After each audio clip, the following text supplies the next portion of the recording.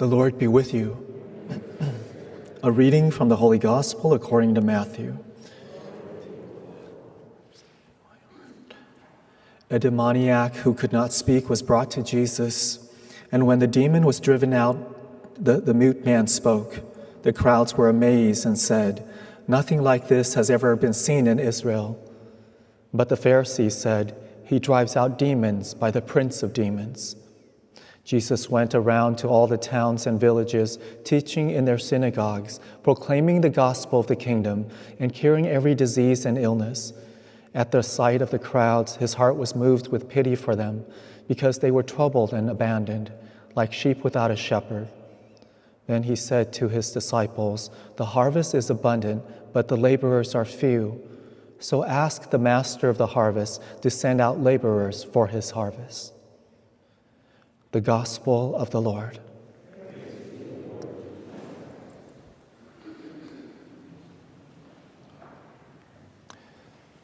So I'm going to take a poll, so please be honest. How many of you pray for vocations? Okay, so we hear that's what Jesus is saying in today's Gospel reading, right? Ask the master of the harvest to send out more laborers.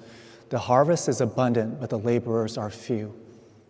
Right? He's telling us to pray for vocations. Pray for religious, pray for priestly vocations. Because why? Because we need it. And we need it now more than ever in our world, in our very secularized world, where God is just pushed to the side, where God is just diminished, where God is rejected. Everything else is embraced, but anything having to do with God, religion, Christianity, Catholicism, that's just foo-foo. And so that's one thing we need to do as Catholics, is to pray for vocations.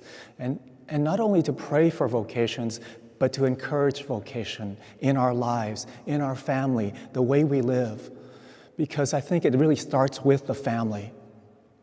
Right? How the children are brought up. What is encouraged in the home? What are the priorities? What are the values? I see so many families encouraging their children to do well in school, to participate in sports, to learn musical instruments, to get into a good high school, to get into a good college, to get a good job, to establish a family. But I rarely hear about families encouraging their children to be open to discerning their vocation that God has planned for them. I rarely see that nowadays.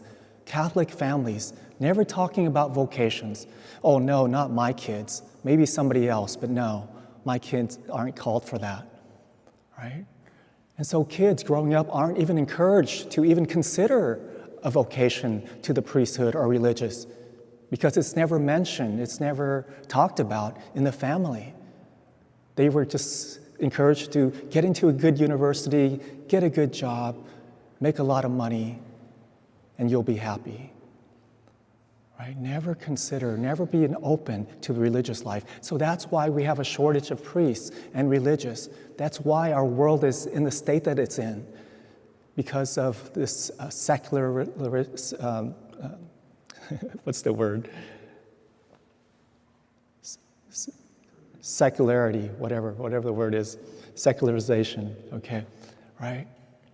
Which is a rejection of God. And not only should we, and then so the children don't even hear about it. They're not open to it. They're not receptive to it, right? God calls. He calls enough people. But he doesn't force anybody to enter the religious life or become a priest. He calls, he invites, but it's up to that person to hear the message, to receive the message, and to respond to that message. Many people don't even hear it. They have blinders on, or they have earplugs in, right? Nothing penetrates. It's rejected right away. It's not even considered. It's not even an option. And I'm speaking from experience, because when I was growing up, that was never talked about in my family. I never thought about the priesthood. That was never a consideration. I was encouraged to do well in school, to get a good degree, to have a good career, and I ended up doing that. and I was looking for a wife when I finally heard the call, right? And even after I heard the call, my family was against it. They tried to talk me out of it. So that's what we have in our society. And so we need to pray for vocations. We need to encourage vocation, starting with the family. And we need good priests, and we need good religious to inspire, to be an example, to influence, right? So it's all a cycle, right? It's all a cycle. But you can do that. You can pray, you can encourage in your family, with your grandchildren, with your children, with those you know, right?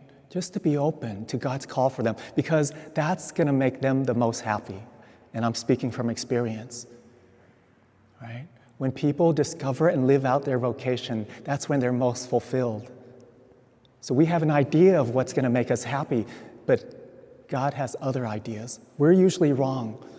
The way our thinking is, it's very shallow, very secular, very superficial. Money, status, pleasures, those things are meaningless. They don't give us true happiness, true fulfillment. It's only when we live out God's call that's truly meaningful. Giving back, being God's instrument in the world, helping his people who he has compassion for, right? Jesus looks out and sees all these people. They're like sheep without shepherds. And so it is nowadays. So many sheep without shepherds. And so we need to pray for vocation, encourage vocation, and be open to vocation. That's when we can truly do God's will and be God's instrument in the world and to build his kingdom on earth.